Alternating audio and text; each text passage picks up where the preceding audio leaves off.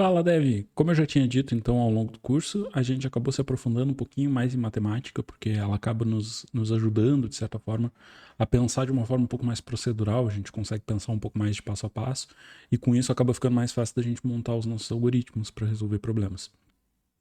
Só que, assim como eu também já tinha dito, a gente não vai ficar tão aprofundado dentro da matemática e a gente também não precisa saber como funcionam todas as regras quando a gente vai montar um sistema. Então, quando eu digo para vocês que a gente não precisa saber as regras, significa que a gente precisa saber qual é o ponto que a gente está partindo e qual é o ponto que a gente espera chegar. Mas a gente não precisa necessariamente saber fazer esse processo de ponto a ponto. A gente só precisa saber o que precisa ser feito. Ok? Então, se a gente for, por exemplo, fazer um software sobre engenharia civil, a gente não precisa saber montar um prédio para isso.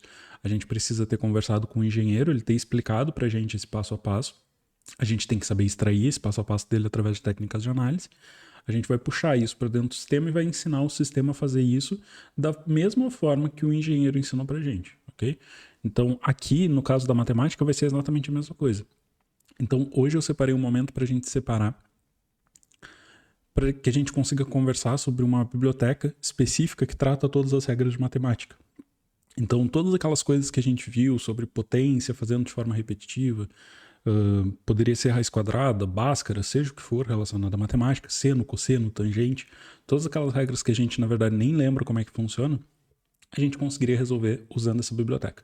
Então, bora pro conteúdo. Antes de mais nada, então, a gente precisa entender o que é uma biblioteca, ou uma lib, né, que seria o diminutivo de library, que é biblioteca em inglês. Então, uma biblioteca em Java, em qualquer outra linguagem, ela é um conjunto de classes e métodos pré-definidos que pode ser utilizado para realizar tarefas específicas durante o desenvolvimento de um programa. O que isso significa? Significa que quando eu for começar o meu projeto, se eu vou usar regras específicas que outras pessoas já usam, não faz sentido eu ter que recriar tudo aquilo do zero, sendo que alguém já criou e já existe uma solução consolidada para isso. Então, se já existe essa solução, basta que eu faça essa instalação de um terceiro dentro do meu projeto. Ou, em alguns casos, essas soluções elas já são integradas, a gente só precisa usar elas, como é o caso do próprio Method. Então, existem essa divisão entre as bibliotecas, tá? Tanto as bibliotecas que são oficiais do Java, por assim dizer, que a gente consegue simplesmente utilizar elas já vêm instaladas dentro do nosso Java, dentro do JDK. E também existem aquelas que a gente vai precisar instalar. No caso do Math, a gente não precisa instalar ele, tá? A gente só precisa consumir, a gente só vai usar. Então, a biblioteca Math é uma biblioteca com uma das bibliotecas padrões que mais são utilizadas. Ela tem uma ampla gama de funcionalidades matemáticas para realizar operações comuns e avançadas. E ela é automaticamente disponibilizada, ou seja, a gente não precisa fazer download em lugar nenhum, não precisa instalar, não precisa ajeitar ambiente, não precisa fazer nada, tá? Não precisa escrever nenhuma linha no código de importação, nada. Então, quais são as funções dela? Eu separei aqui em alguns grupos, tá? Primeiro, ela consegue resolver problemas relacionados à trigonometria. Ou seja, quando a gente está lidando com matemática 3D, né? Quando a gente tem objetos tridimensionais. Então, eu posso tratar seno, cosseno, tangente, arco de seno, arco de cosseno, arco de tangente. E lembrando, eu não preciso nem saber o que cada uma dessas coisas significam. Se existe algum tipo de problema matemático ou problema de engenharia, por exemplo, que precisa usar o seno para resolver alguma coisa, esse aqui é o ponto em que eu vou abstrair. Eu não preciso saber como resolve o seno. Eu vou simplesmente chamar a função de seno e vou dizer para o computador resolver. Já que ele é uma calculadora gigantesca que sabe resolver a matemática muito rápido, a gente delega essa responsabilidade para ele. Basta para a gente saber que ali eu preciso aplicar um seno. Tá? E eu não preciso ser eu a saber. A própria pessoa que está me passando as regras de negócio, o cliente, por exemplo, poderia me informar isso. Outra questão, eu consigo fazer exponencial e logaritmo. Então, eu consigo fazer, por exemplo, 2 ao potência, né? 2 ao quadrado. Consigo fazer raiz quadrada. Consigo fazer logaritmo de base 10. Consigo fazer também arredondamentos. Então, aqui o arredondamento é muito interessante quando eu quero fazer uma conversão forçada de um número double para um número inteiro. Então, acontece muito, por exemplo, quando a gente vai no mercado ou numa padaria, seja onde for, num comércio, e alguma coisa dá lá um resultado de 9,98. A gente não tem como dar 9,98 na padaria, porque a gente não tem 98 centavos. Porque dentro das nossas moedas atuais nem é possível fazer essa contagem. Então o que acontece? Automaticamente a gente convencionou, né? Mas o computador não entende convenções nesse sentido. Então a gente convencionou que ao invés de pagar 9,98, a pessoa vai pagar 10. Então a gente arredondou. Como é que a gente chegou na lógica que ele pagaria 10 e não 9? É porque ele está muito mais perto do 10 do que do 9. Então essa lógica seria, por exemplo, ali a letra C, o round, que ele arredonda para o mais perto possível. Se ele tiver do 0,5 para cima, ele arredonda para cima, do 0,5 para baixo, ele arredonda para baixo. Mas se eu quiser forçar alguma regra em que sempre arredonda para cima ou sempre arredonda para baixo, por exemplo, notas universitárias ou de escola tende-se a se arredondar para cima quando se arredonda. Então, se a pessoa tirou 5.2 ou 5.3 ou 5.5 ou 5.7, não faz diferença. A nota vai virar 6, tá? Em alguns contextos. Então, poderia ser uma regra em que eu usaria ali o CIL, que é teto, arredondar para cima. Ou arredondar para baixo, floor, que é piso, chão. Eu tenho também lógicas de comparação. A gente fez ali muita lógica de comparação quando a gente estava vendo questão de expressões lógicas, usando algoritmos de aritmética, né, verificando se a variável A é maior do que a B, várias vezes de forma repetitiva para chegar à conclusão de quem era o maior ou quem era o menor. Aqui o math nos disponibiliza uma funçãozinha que nos diz qual é o maior valor dentro de um conjunto ou o menor valor. A gente tem também as constantes. Lá a gente criou em algum momento uma variável que se chamava π. Acho que a gente calculou a área do círculo, talvez. E a gente criou uma variável do tipo double que se chamava π e ele valia 3,1415, alguma coisa. Tá. Aqui a gente consegue simplesmente chamar uma variável que se chama π e a gente não precisa saber, não precisa decorar que é 3,1415 e etc. Tá. Também existem outras constantes na matemática, como a constante de Euler, que a gente consegue chamar com e. E aí a gente conseguiria usar elas em fórmulas matemáticas que usam elas. E aqui a ideia é exatamente essa. A função das bibliotecas é que a gente consiga abstrair, ou seja, a gente consiga deixar de lado a lógica matemática e se preocupe especificamente com a lógica de negócio e com a lógica computacional. Então a gente tem que se preocupar em como a gente vai montar o algoritmo e como a gente vai escrever o nosso código, e não necessariamente em como a matemática funciona. Então aqui eu botei alguns exemplos de uso, tá? Separei um exemplo de uso para cada um. E aqui eu já deixei sendo executado lá no nosso VS Code. E aí aqui eu tirei um print lá do nosso VS, só para que vocês não tivessem que ver eu digitando todo, porque aqui o importante na verdade é que vocês entendam como funciona. Mas eu vou deixar os códigos disponíveis e também, se quiserem para praticar, é até melhor que pausem o vídeo, dá uma olhada, divide a tela ao meio, vai dando uma olhada e vai copiando aos poucos para ir entendendo o passo a passo, porque à medida que a gente vai escrevendo, a gente também vai aprendendo, tá? Então, eu criei aqui uma função aritmética para resolver a hipotenusa, né? Então, a gente tem lá, quando a gente tem um triângulo ou retângulo, a gente calcula, sabendo que a soma dos quadrados dos catetos é igual à hipotenusa. Então, isso Mamonas Assassinas ensinou pra gente, né? Então aqui o nosso double hipotenusa, ele vai ser... como é que eu vou chamar então a biblioteca math? Eu não estou chamando ela em lugar nenhum aqui em cima, não estou fazendo instalação, não estou fazendo nada, tá? Eu só faço referência para ela. E aí reparem aqui que eu só estou passando math com M maiúsculo, ponto alguma coisa. Onde é que a gente já viu isso em outros lugares? Aqui, por exemplo, o system. Então o system e o math, na verdade, eles têm a mesma lógica. Eles são alguma coisa com uma letra maiúscula, e aí eu passo ponto e chamo alguma função dentro deles, que a gente vai ver mais pra frente com calma o que são funções, quando a gente for ver POO em outro módulo ou em outro curso. Mas aqui a ideia, só para que não passe desapercebido, é que aqui eu estou chamando um bloco de código. É como se eu estivesse chamando um outro arquivo que resolve um problema específico, um trecho de código que resolve um problema específico. E aqui nesse caso eu estou dizendo, dentro da minha biblioteca math, chama o trecho de código em específico que resolve o SQRT. A SQRT é a raiz quadrada. Então ele vai fazer a raiz quadrada de quem?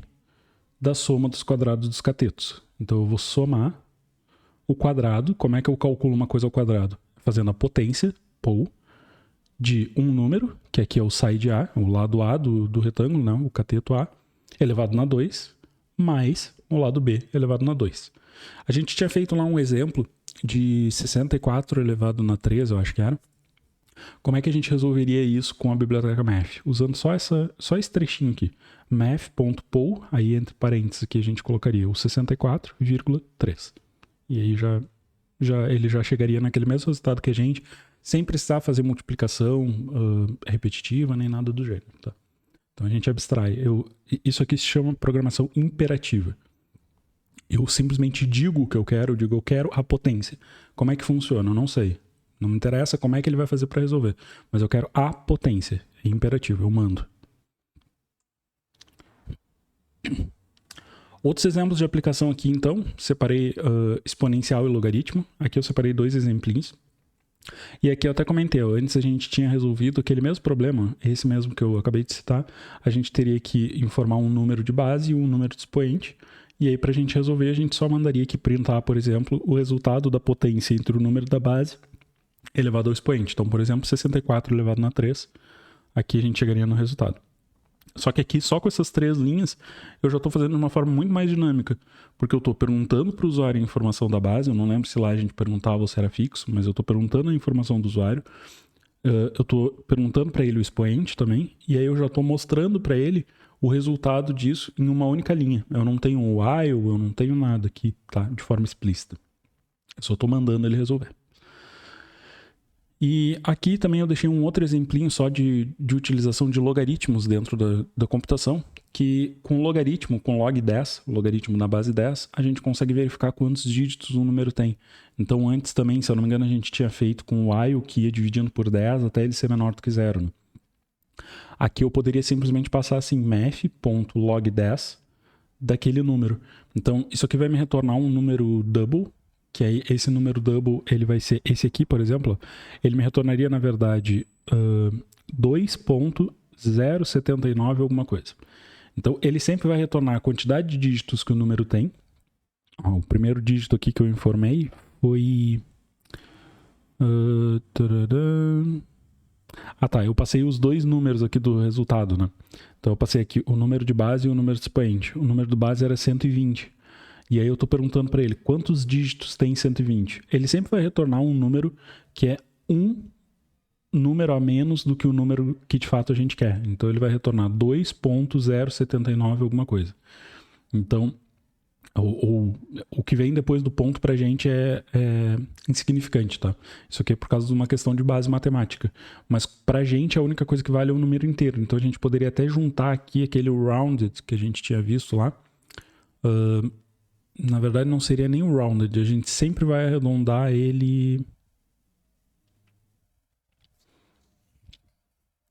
Então aqui a gente até poderia colocar um arredondamento nele também para conseguir garantir que ele sempre vai ficar como um número inteiro. Ou então a gente poderia atribuir o resultado disso aqui para um número inteiro. E aí ele simplesmente vai ignorar a parte fracionária, tá? Também seria uma solução. A gente criaria uma variável de apoio aqui em cima. Por exemplo, int quantity numbers of base number, né? A quantidade de números do número base. E aí isso receberia math.log de 10, pegando esse base number mais 1, e aí isso nos daria o número 3. Por quê? Porque como ele é um número inteiro, ele só consegue guardar o que vem antes da vírgula, tá? Antes do ponto. E aí aqui eu só criei esse printzinho para mostrar para o usuário. Um número tal tem tantos dígitos e o outro número tem tantos dígitos. Depois disso aqui uma função de arredondamento. Então aqui eu fiz um sisteminha bem simplesinho que faz uma conversão de unidade de medida. Então eu passo uma quantidade em metros e ele me converte essa unidade para centímetros. Então como é que ele vai funcionar? Se eu tenho, por exemplo, 10.354 metros, eu vou pegar aqui então, como é que eu sei quantos centímetros eu tenho? Cada metro tem 1 centímetro, então eu vou pegar a quantidade de metros que eu tenho e multiplicar por 100. E aí depois eu vou arredondar isso, seja para cima ou para baixo. Tá? Então eu vou chegar na quantidade de centímetros que eu vou ter. Então aqui, 10.354 metros é equivalente a 1.035 centímetros. Aqui eu estou arredondando, tá? Mas eu poderia não arredondar. Eu poderia deixar 1.035,4 centímetros se eu precisasse de uma precisão milimétrica. Depois disso aqui para comparação também a gente criava uma variável de apoio que se chamava maior, né, greater, E aí a gente ficava verificando, dentre aqueles números que foram passados, qual era o número maior dentro daquela operação. E aí a gente verificava, se o número 1 for maior do que o número 2, então o número 1 se torna maior. Se o número 2 for maior, né? A gente fazia toda essa verificação. Aqui com o math, a gente vai usar então math.max, né? De o número máximo maior entre os valores. E aí a gente vai passar dois números aqui, número 1 e número 2, e ele vai nos dizer qual desses números é maior. Então eu passei aqui no número 1, 15, no número 2, 27.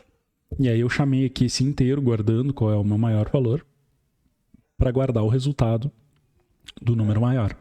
E aí eu mandei mostrar. E aí o resultado foi esse aqui. O maior número entre 15 e 27, né? O maior número entre o número 1 e o número 2 é o número maior, que é 27. Ok? A mesma coisa eu poderia fazer também para o número menor, trocando ali por min. E aí, usando constante matemática aqui, então, eu peguei a lógica de um círculo, né? Então, eu vou pegar aqui os ângulos de um círculo, aí ele vai ter 45 graus de radiano. Aqui é regra matemática, tá?